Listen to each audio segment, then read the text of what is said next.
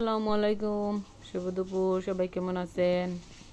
শীতকাল আসছে আর চুকাই পাতা দিয়ে টেঙ্গা খাইতাম না এমন কোনো কথা হইব না চান। এই পাতাটা খেয়ে খেয়েছে নন চুকা পাতা বা আমরা সিলেটিরা চুকাই পাতা হইয়া থাকি। তো আমার হাজবেন্ডে কিন্তু এই পাতাটা আনছেন, তার অনেক পছন্দ, আমার অনেক পছন্দ। দেখিলেও আমি কিন্তু দইয়া পাতাটারে ফলি লাইছি টেঙ্গা রান্দার লাগিয়া। তো আমি কিন্তু পাতাটারে টেঙ্গা রান্দিলাম আজকে ফুটা মাছ দিয়া। তো এদিকে দেখো আমি রসুন দিয়া ফুরন দিলাম, রসুনটারে লাল করিয়া বাজিলাইমু ব্রাউন কালার করিয়া, তারপরে গিয়া আস্তে আস্তে আমি পাতাটা দিমু। তো সব লগে থাকবা, দেখবা ভিডিওটা না টানিয়া। কিতা কটা কিতা অবস্থা সব জানাইবা। আসলে শাকসবজির পাশাপাশি মাঝে মাঝে এরকম টক জাতীয় জিনিসও খাওয়া বালা। সৃজনী সবজি শাকসবজি আমরা লাগে খাওয়া অনেক উপকারী আমরা শরীরের লাগে।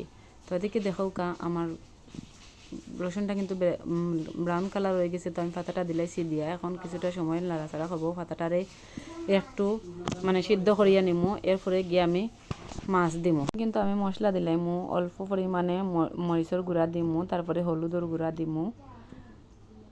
আমি কিন্তু আগে আসলে পুরন দিছি, খালি মশলা দিছি না। তো দেখিলাও আমি কিন্তু এক এক করিয়া যা যা দেওয়ার দিলাম। আর যারা এই রান্নাটা জানেন না অবশ্যই শিখিলাইবা।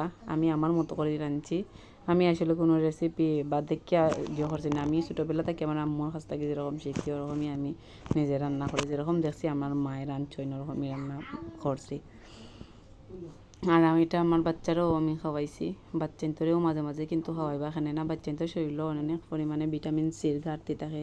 তো আমি অনেক সময় আমার বাচ্চায় আগে খাইতো, এখন অনেকটা খাইতো চায় না। তবে তারপরেও আমি তারে অন্য কিছুর সাথে মিক্স করিয়া তারে ভাতের সাথে খাওয়ানোর চেষ্টা করি। তো এদিকে দেখো পাতাটা সিদ্ধ হওয়ার পরে আমি কিন্তু মাছগুলা দিয়ে লাইলাম।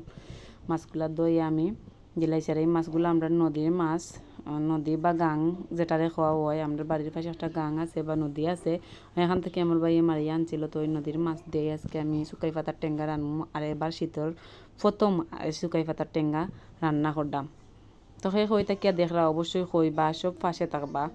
আর অবশ্যই সুন্দর সুন্দর গঠনমূলক কমেন্ট করবা, একে অন্যরে সহযোগিতা করবা। তাহলেই আমরা এই প্ল্যাটফর্ম থেকে আমরা আগাইয়া যাইতে পারবো। সবসময় মনে রাখবা, সফল হইতে হইলে কিন্তু অনেক বাধা বিপত্তির সম্মুখীন হওয়া লাগবে। তো আমি কিন্তু আর একটু জোর দিলাম, বাধার সম্মুখীন হওয়া লাগবো, বাধাটারে প্রতিকূল পরিবেশটারে পাশ কাটাইয়া যাওয়া লাগবো, তাহলেই কিন্তু সফলতা আইব।